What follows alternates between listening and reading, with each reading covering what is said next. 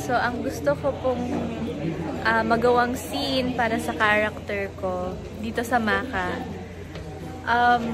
Pinag-isipan ko siya ng mabuti at naisip ko na gusto kong makaaway si Elijah sa scene.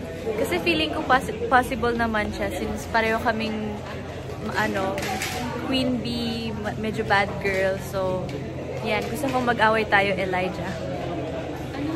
Anong klaseng away yung gusto mo?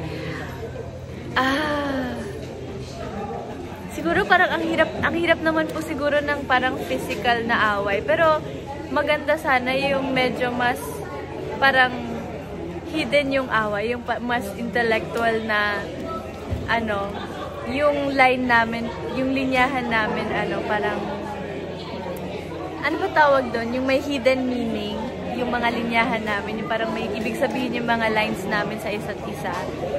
Ganon, yung para medyo maangas. Yun lang po yung naisip ko for now.